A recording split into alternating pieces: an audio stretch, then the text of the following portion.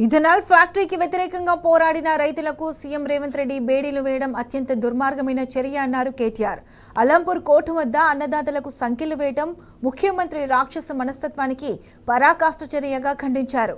పెద్ద దన్వడలో గత కొన్ని నెలలుగా ఇథనాల్ ఫ్యాక్టరీకి వ్యతిరేకంగా పోరాటం చేస్తున్న అనేక గ్రామాల ప్రజలను దొంగలు నేరస్తుల్లాగా బేడీలు వేయడం క్షమించరాని నేరమని మండిపడ్డారు. గతంలో లగచర్లలో అల్లుడి ఫార్మా కంపెనీకి వ్యతిరేకంగా పోరాడిన రైతుకి గుండెపోటు వస్తే కనీసం కనికరం లేకుండా బేడీలు వేసి ఈ ముఖ్యమంత్రి మహాపాపాన్ని మూటగట్టుకున్నారు.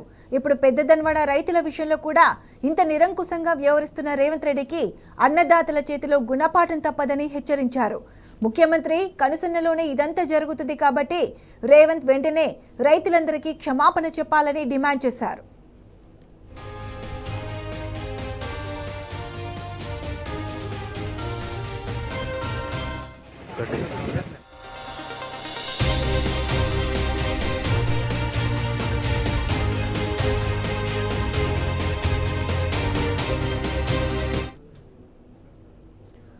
రైట్, ఇదే అంశానికి సంబంధించి పూర్తి అప్డేట్స్ మా ప్రతినిధి నరేష్ అందిస్తారు.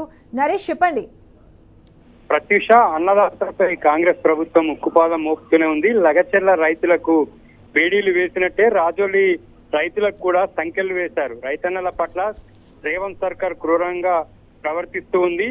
వారిని ఒక నేరస్తులాగా, దొంగల్లాగా కాంగ్రెస్ ప్రభుత్వం ట్రీట్ చేస్తుంది. ఓవైపు రైతుల భూములకు రక్షణ లేకుండా పోవడం, మరోవైపు రైతులను బేడీలు వేసి తీవ్రంగా అవమానిస్తుంది కాంగ్రెస్ ప్రభుత్వము.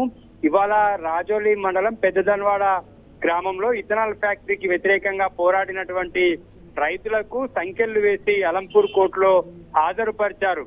ఈ హాజరుపరిచేటటువంటి క్రమంలో బేడీలు వేయడము రాష్ట్ర వ్యాప్తంగా సంచలనంగా మారింది.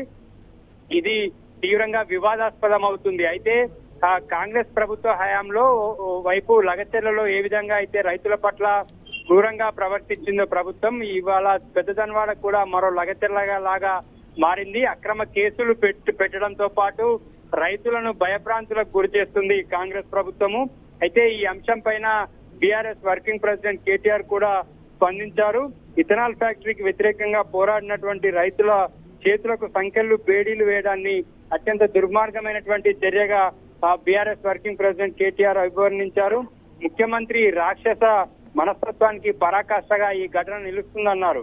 మరోవైపు ఈ అంశం సీఎం సొంత జిల్లాలోనే, ఈ లగచెర్ల గాని ఇప్పుడు పెద్దదన్వాడ కానీ ఈ రెండు కూడా సీఎం సొంత జిల్లాలోనే జరగడం కూడా తీవ్రంగా వివాదాస్పదం అవుతుంది.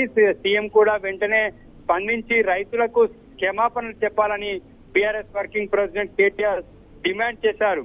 ఆ మహబూబ్ నగర్ జిల్లా జైలు నుంచి ఇవాళ ఉదయము రిమాండ్ ముగియడంతో అలంపూర్ కోర్టులో హాజరుపరిచారు. హాజరుపరుస్తున్నటువంటి సందర్భంలోనే బేడీలు వేయడం అక్కడ ఉన్నటువంటి మీడియా ప్రతినిధులు గమనించి విజువల్స్ ఇస్తున్నటువంటి సందర్భంలో కూడా పోలీసులు బెదిరింపులకు దిగారు.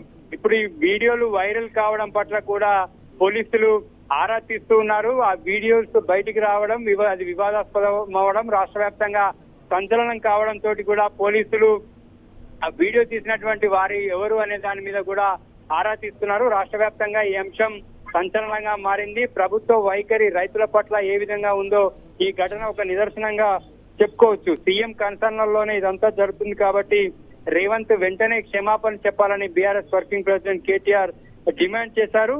ఒకవైపు లగచెర్ల కావచ్చు, పెద్దదన్వాడ కావచ్చు, ఇంకో అంశం కావచ్చు, ప్రతి అంశంలో కూడా అన్నదాతలను కాంగ్రెస్ ప్రభుత్వం తీవ్రంగా ఇబ్బంది పెడుతూ వస్తుంది. ఇటువంటి ఘటనలు వరుసగా జరుగుతున్నటువంటి నేపథ్యంలో భవిష్యత్తులో రేవంత్ రెడ్డి ప్రభుత్వానికి రైతుల చేతిలో గుణపాఠం కూడా తప్పదని బీఆర్ఎస్ వర్కింగ్ ప్రెసిడెంట్ కేటీఆర్ హెచ్చరించారు. అయితే పోలీసుల వైఖరి ఇక్కడ వివాదాస్పదం అవుతూ ఉంది. ఆ మహబూబ్ నగర్ జిల్లా జైలు నుంచి బయలుదేరే కంటే ముందే నిన్ననే వారందరికి కూడా కండిషన్ బెయిల్ వచ్చింది. కండిషన్ బెయిల్ గద్వాల కోర్టు మంజూరు చేసింది. అయినప్పటికీ కూడా ఇవాళ యాక్చువల్ గా వాళ్ళు రిమాండ్ కు సంబంధించి ఇవాళ హాజరయ్యేది లేకుంటే ఇవాళ ఉదయమే వారంతా కూడా జైలు నుంచి విడుదలయ్యేవారు. బెయిల్ వచ్చినటువంటి రైతుల పట్ల పోలీసులు వ్యవహరించినటువంటి తీరుపై మహబూబ్ నగర్ జిల్లా రైతులంతా కూడా తీవ్రంగా మండిపడుతున్నారు. వారు నేరస్తులు కాదు, వారేం తీవ్రవాదులు కాదు, అలా చేయకుండా ఉండాల్సి ఉండే. కానీ ఆ ప్రభుత్వం రైతుల పట్ల వైఖరి ఏ విధంగా ఉందో ఈ ఘటన ఒక నిదర్శనంగా ఉందని చెప్పి జిల్లా ప్రజలు అంటున్నారు. మొదటి నుంచి కూడా పెద్దదన్వాడ రైతులకు సంబంధించి ఆ ఉద్యమాన్ని అణచివేసేటటువంటి దిశగానే ప్రభుత్వం చర్యలుంటూ ఉన్నాయి.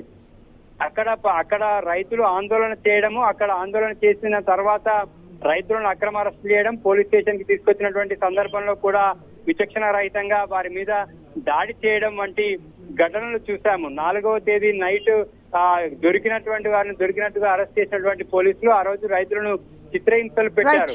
ఉదయం కోర్టులో పరచడంతో రిమాండ్ కి తరలించారు. ఇవాళ రిమాండ్ ముగిసినటువంటి సందర్భంలో కండిషన్ బెయిల్ వచ్చిన తర్వాత కూడా రైతుల పట్ల పోలీసులు క్రూరంగా ప్రవర్తించారు. Right Naresh, thanks for the updates.